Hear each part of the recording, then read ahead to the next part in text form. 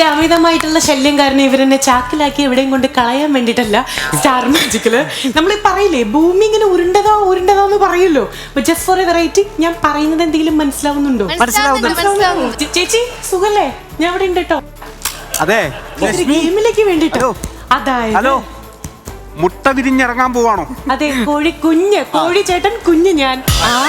അപ്പളേ ഒരു കാര്യം ഇറങ്ങിയിട്ടേ ആ ബിനീഷിനെ ഒന്നും കൂടി കേറ്റാവോ? എന്നിട്ട് നമുക്ക് എവിടെയെങ്കിലും കൊണ്ട് കളയാനാ. സ്റ്റാർ മാജിക്കില് ഉരുണ്ട് ഞാൻ വന്നതുകൊണ്ട് സ്റ്റാർ മാജിക്കിൽ ഇനി നമ്മളൊരു ഗെയിമിലേക്ക് പോവാ. ലോക ടെലിവിഷൻ ചരിത്രത്തിൽ ഇങ്ങനൊരു ആങ്കറിംഗ് ഇത് ആദ്യമായിട്ടായിരിക്കും. ഗെയിമിന്റെ പേര് കേൾക്കണ്ടേ?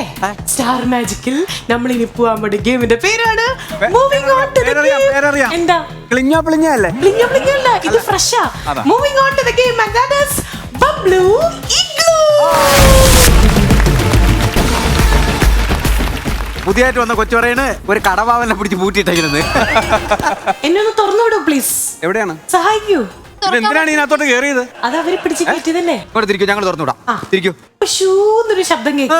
ഞങ്ങളെ ലക്ഷ്മിയെ തുറന്നു വിട്. അയ്യോ എന്റെ കാറ്റ് പോയി. ഗൈസ്.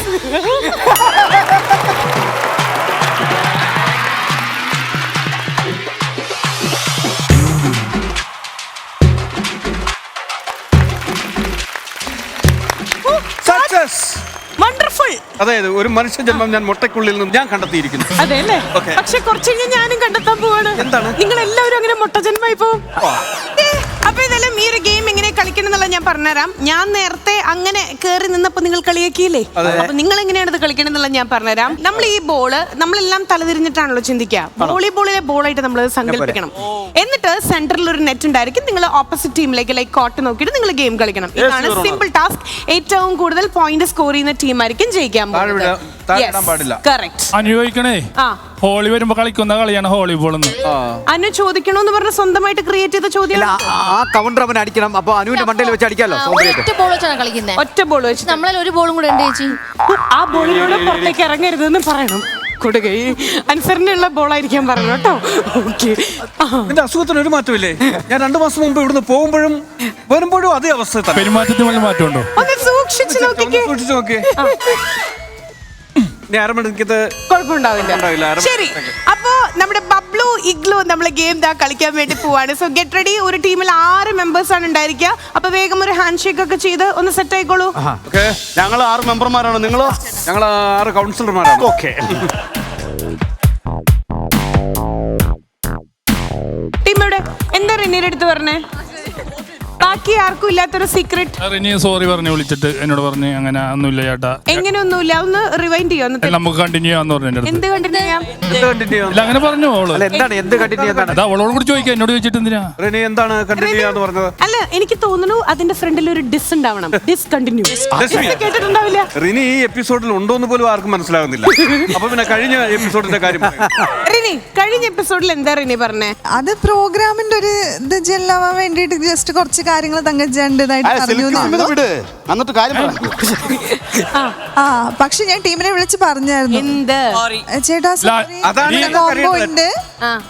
അല്ല, നിങ്ങൾ രാത്രി മെസ്സേജ് ചെയ്യുന്നതും വിളിക്കുന്നത് അത് ഇവിടെ പറയേണ്ട കാര്യം, ഈ ധന്യമായ വേദിയിൽ പറയേണ്ട കാര്യം എന്താണെന്ന് എനിക്ക് മനസ്സിലായില്ല. ഞങ്ങൾ നല്ല കാര്യങ്ങൾ മെസ്സേജ് ചെയ്താൽ എത്ര പേർക്ക് അയക്കുന്നു, ഒരു മറുപടി പോലും വരുന്നില്ല. അല്ല, എനിക്കത് അറിയണം. ഇത് ഏത് ഇഷ്ടമാണ്? എനിക്ക് ഒരു സെക്കൻഡ്, നിങ്ങളുടെ ഇഷ്ടം അവിടെ നിൽക്കട്ടെ. ഞാൻ റിനിയുടെ അല്ല വവ്വാലി ചാച്ചി അല്ല, അത് ഞാൻ അറിയണ്ടത്. ഏത് തരത്തിലുള്ള സ്നേഹം വളരെ അനുവദിക്കൂ. ഞങ്ങളുടെ ഉടക്കൊക്കെ മാറി. കഴിഞ്ഞ എപ്പിസോഡിലുള്ള ഉടക്കൊക്കെ മാറി.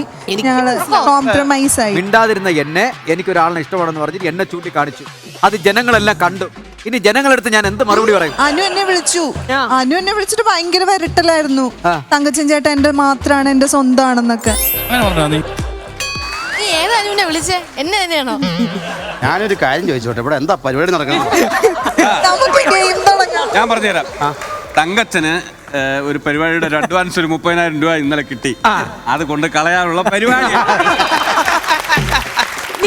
എന്നോട് പറയണേ, നിന്റെ റിനി ഉറി ഒന്ന് നിർത്തത്. തങ്കച്ചൻ ചേട്ടൻ മറ്റേ അനുവിന് ഒരുപാട് സാധനങ്ങൾ വാങ്ങിച്ചു കൊടുത്ത്, കിയ വാങ്ങിച്ചു കൊടുത്ത്. അപ്പൊ എന്നോട് പറയണത് ചേട്ടൻ അനുവിന് കിയ മേടിച്ചു കൊടുത്ത്, ഐഫോൺ മേടിച്ചു കൊടുത്ത്. ഏത് കീ? കാറ് പിന്നെ ഞാൻ സ്വന്തമായിട്ട് മേടിച്ചതാ. സ്വന്തമായിട്ടല്ല, കാശ് കൊടുത്ത പുള്ളിയാ.